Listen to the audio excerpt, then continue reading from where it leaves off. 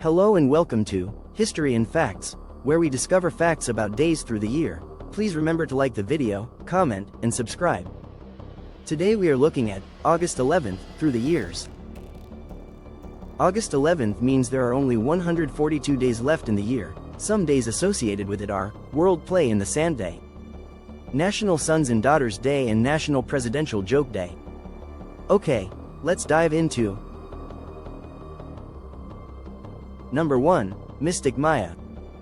The Mesoamerican Long Count calendar begins on August 11, 3114 BCE, a date etched in mythology as the dawn of the current world age. Used primarily by the Maya, it didn't just track days, it anchored their history, cosmology, and architecture. The Long Count starts from a mythic event, the gods establishing the three-stone place, raising the sky, and creating order from chaos. From this point, they counted every day forward, using a vigesimal, base 20, and base 18 hybrid system to produce enormous chronological spans. For example, a Baktun, roughly 394 solar years, was one of the key units. This system allowed the Maya to date events precisely, some over 2,000 years before they even occurred. Stelae and temple carvings recorded royal deeds, astronomical alignments, and rituals, often cross-referenced with their 260-day ritual calendar, Solkin, and 365-day solar calendar, Hab. The Long Count reached its most talked-about milestone on December 21, 2012, the end of the 13th Baktun, which some misinterpreted as a doomsday. In truth, the Maya saw it as a symbolic renewal, a new cycle beginning, like a cosmic clock resetting. Number 2. A god-king falls. In Armenian tradition, 2492 BCE marks the birth of a nation. According to the 5th century historian Movses Korenachi, this was the date of the legendary Battle of Hayk Nahapet, where Hayk Nahapet, the patriarch of the Armenian people, defeated the Babylonian tyrant Bel at Lake Van in the Armenian highlands. Hayk, a descendant of Noah, through Japheth, integrates Armenian identity into biblical genealogy. He led his clan of 300 from Shinar, Mesopotamia, rejecting the rule of Bel, a figure often identified with Marduk, the chief deity of Babylonian mythology. Marduk rose to power by defeating the chaos dragon Tiamat, becoming the supreme god of the pantheon. But in Armenian lore, Bel is reimagined an oppressive ruler who demanded submission from all peoples. The confrontation culminated in a dramatic battle. Bel, clad in armor and wielding a spear, was struck down by Hayk's three-feathered arrow, fired from a legendary longbow said to span the width of a lake. Bel's demise caused his army to scatter, and Hayk founded the settlement of Haykashan, naming the valley Hayat Dazor, Valley of the Armenians. The hill where Bel fell became known as Jerismanak, the place of tombs. Though modern historians view this account as mytho-historical, it remains a cornerstone of Armenian identity. The name Hayastan, Armenia, and Hay trace back to Hayk. The Orion constellation is called Hayk in Armenian, a celestial tribute to the archer who defied a god and forged a nation. Number 3. Goths Rule, Romans Drool. In the waning days of Roman influence 490 CE, two Gothic powers converged near Milan. The Ostrogoths, once nomads from the steppes north of the Black Sea near modern Ukraine, marched west under Theodoric the Great, joined by their western kin the Visigoths. Alaric II, heir to the clans that had settled ancient Dacia, in the region of modern-day Romania, commanded their charge. Their target, Odoacer, a Germanic strongman who had deposed the Western Roman Empire 14 years earlier. Crowned king but never embraced, his authority was tolerated, never welcomed. The Visigoths and Ostrogoths struck at Adda River, though was battle brutal. Gothic cavalry shattered Odoacer's ranks along the riverbanks, forcing him to retreat to Ravenna, where he held out under siege for 3 long years. In 493, Theodoric would have his opportunity and made his final move, striking and dispatching Odoacer during a peace banquet. This gave Theodoric the mantle of Italy, founding the Gothic kingdom, blending imperial bureaucracy with tribal rule. The heirs of the forests and steppes rewrote Rome's legacy. Number 4. No More Braveheart. By 1332, the embers of Wallace's rebellion had cooled. Scotland, fractured, bereaved, stood at a perilous crossroad. William Wallace had fallen in 1305, dispatched for defying English rule.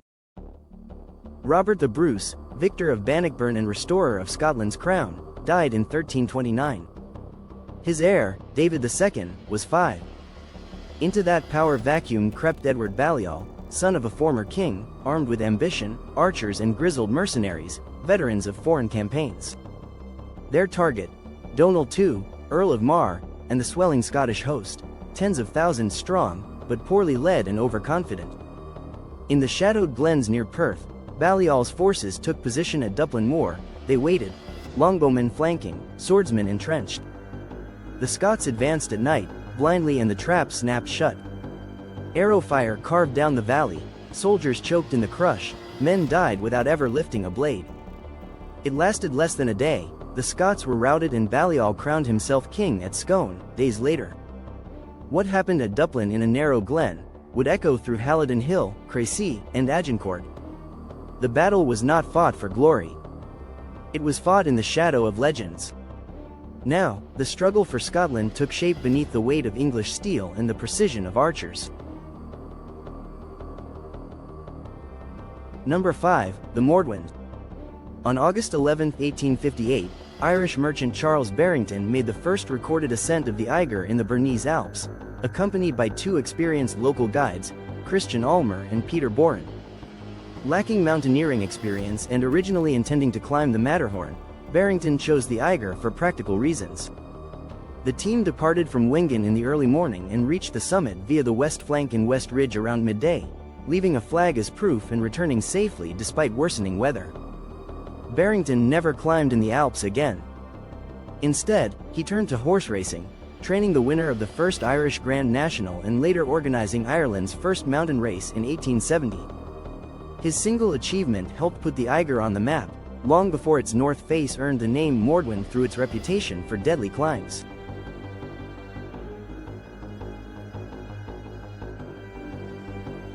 Number 6, the Rock. Alcatraz Island, once a Civil War fort and later a military prison, was repurposed in the early 1930s to house America's most problematic inmates, men who defied rules, incited unrest, or posed escape risks. Chosen for its isolation and natural defenses, the island sat amid frigid waters and strong currents in San Francisco Bay. On August 11, 1934, its new chapter began quietly. 14 civilian prisoners were transferred from McNeil Island without media attention, marking its formal launch as a federal maximum security penitentiary. Though notorious for housing figures like Al Capone and Machine Gun Kelly, most inmates weren't gangsters, just men too disruptive for other facilities. With single cells and a strict routine, Alcatraz was feared but, in some cases, requested for its order. Capacity hovered around 260 inmates, and escape attempts were rare and nearly always doomed. The prison closed in 1963, but its reputation as the Rock remains one of America's most enduring symbols of incarceration. Number 7, Secrets, Systems and Cinema. In 1942, Hollywood star Hedy Lamarr wasn't just lighting up screens. She was quietly challenging the limitations of wartime technology. Having escaped a controlling marriage to arms dealer Fritz Mandel, Lamarr had absorbed technical know-how from high-level military meetings he dragged her into. Disturbed by how easily radio-controlled torpedoes could be jammed by enemy forces, she resolved to contribute something tangible to the Allied cause. Teaming up with avant-garde composer George Antheil, whose player-piano experiments inspired a synchronization method, the duo devised a frequency-hopping communication system that rapidly switched between radio channels to avoid interception. They sketched concepts on napkins and matchbooks, eventually securing a patent for their secret communication system in 1942. Though dismissed as impractical by the U.S. Navy at the time, Lamarr and Antheil's invention was decades ahead of its time. Their clever piano roll-based solution would later lay the foundation for technologies we now take for granted: Wi-Fi, GPS, Bluetooth, and secure communications. Lamarr, often typecast for her beauty, proved herself a brilliant problem solver with a patriotic drive and a keen technical mind. Antheil's eccentric genius fused art with engineering, and together they turned a wartime problem into a legacy of global connectivity. It's not just a story of innovation, It's proof that genius can come from the most unexpected places.